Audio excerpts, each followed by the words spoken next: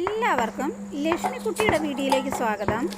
ഇന്ന് നമ്മൾ പച്ചരി കൊണ്ടുള്ള സോപ്പാണ് കേട്ടോ ഉണ്ടാക്കാൻ പോണത്. ഉരുളക്കിഴങ്ങും കറ്റാർ വാഴയും കൂടി ചേർക്കുന്നുണ്ട്.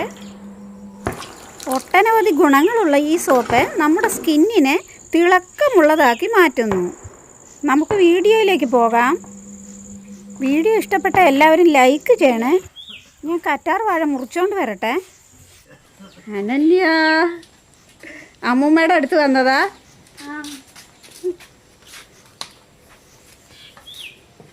അനന്യ എത്രല്ല മോളോ? ഫസ്റ്റ്. ശരി. അപ്പോൾ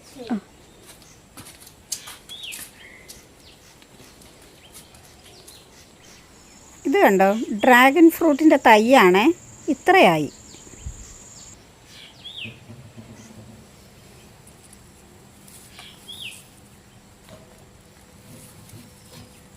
ഒരു തണ്ട് മതിയാകും. കറ്റാർ വാഴയൊക്കെ ഇപ്പം എല്ലാവരുടെ വീട്ടിലും ഉണ്ടല്ലോ. കടയിൽ നിന്നൊന്നും വാങ്ങേണ്ട ആവശ്യമില്ല, ഫ്രഷായിട്ട് വീട്ടിൽ നിന്ന് തന്നെ കിട്ടുമല്ലോ. ഇതിനൊരു മഞ്ഞ കറയുണ്ട്, ഒന്ന് കഴുകി എടുക്കട്ടെ.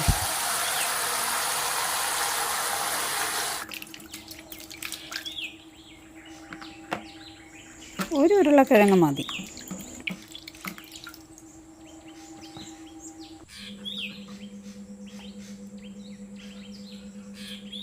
കറ്റാർ വാഴ നമ്മുടെ സ്കിന്നിനെ നല്ല സോഫ്റ്റാക്കി മാറ്റും.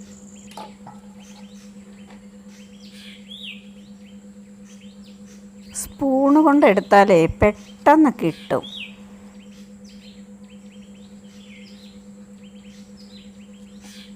ഉരുളക്കിഴങ്ങ് നമ്മുടെ സ്കിന്നിലുണ്ടാകുന്ന ചുളിവുകളെയൊക്കെ ഇല്ലാതാക്കുന്നു.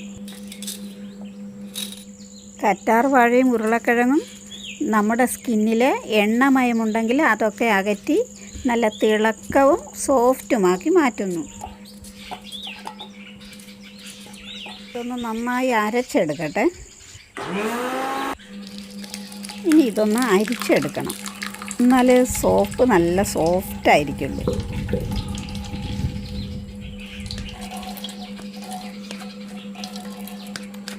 അടുത്തതായിട്ട് ഇതിലേക്ക് പച്ചരിയുടെ പൊടി ഇട്ട് കൊടുക്കുന്നുണ്ട്. ആദ്യം ഒരു സ്പൂൺ ഇട്ട് കൊടുത്തിട്ട് നന്നായിട്ട് ഇളക്കി കൊടുക്കണം.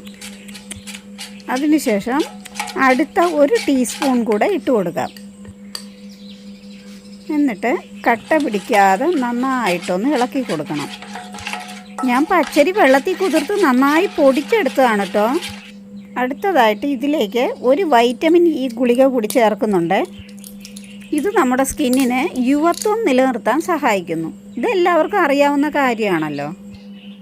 ഒരെണ്ണം മതിയാകും. എന്നിട്ട് നന്നായിട്ടൊന്ന് ഇളക്കി കൊടുക്കണം. അടുത്തതായിട്ട് സോപ്പിന് നല്ല സ്മെല്ല് കിട്ടാനായിട്ട് ഡോവിൻ്റെ എസൻഷ്യൽ ഓയിലൂടെ ചേർത്ത് കൊടുക്കുന്നുണ്ട്. ഒരു സ്പൂണ് മതി.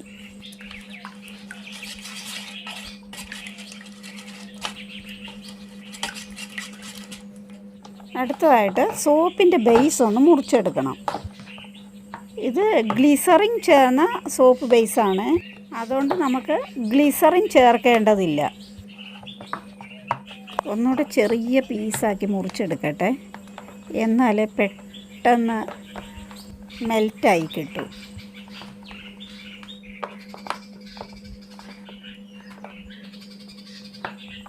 സോപ്പ് ബേസ് നേരിട്ട് മെൽറ്റാക്കി എടുക്കരുത്, ഡബിൾ ബോയിലിങ്ങിലൂടെ മെൽറ്റാക്കി എടുക്കണം.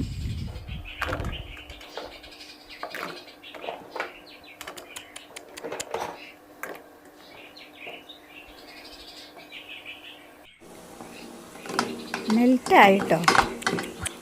ഇനി നമ്മൾ ഉണ്ടാക്കിയ കൂട്ട് ഇതിലേക്ക് ഒഴിച്ചു കൊടുക്കാം.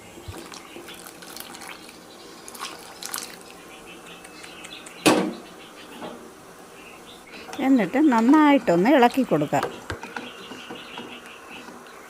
ഞാൻ ഇതിലാണ് കേട്ടോ സോപ്പ് ഉണ്ടാക്കാൻ പോണേ. ഞാൻ ഇതിൽ എണ്ണ പുരട്ടിയിട്ടുണ്ട്, എങ്കിൽ സോപ്പ് പെട്ടെന്ന് ഇളകി വരൂ. ചേരുവകൾ ചേർക്കുമ്പോൾ സോപ്പ് ബേസിനെക്കാട്ടിലും കുറവായിരിക്കണം, എങ്കിലേ സോപ്പ് സെറ്റാകൂ.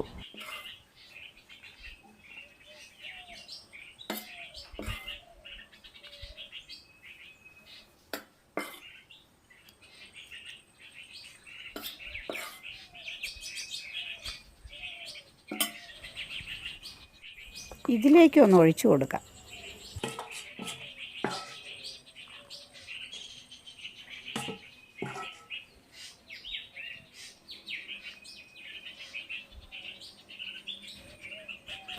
ഇനി ഇതൊന്ന് സെറ്റാകട്ടെ. കാട്ടുതീ കണ്ടോ?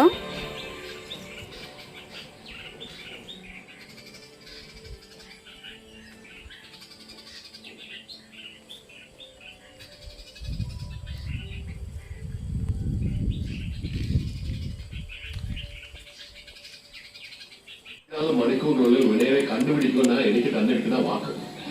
ആ വാക്ക് പാലിക്കാൻ ഇതിൽ നിന്നുള്ള വഴി വേറെയില്ല. സോപ്പായി കേട്ടോ, കണ്ടോ? അടിപൊളി.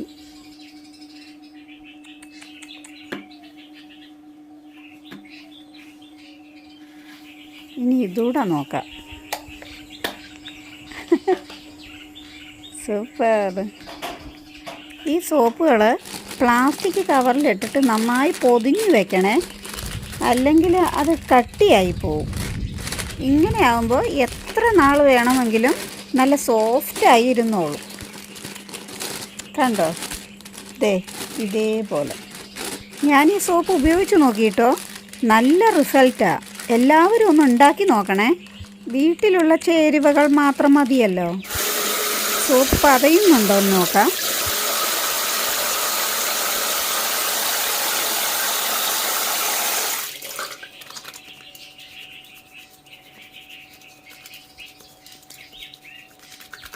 കണ്ടോ? നല്ല പതയില്ലേ?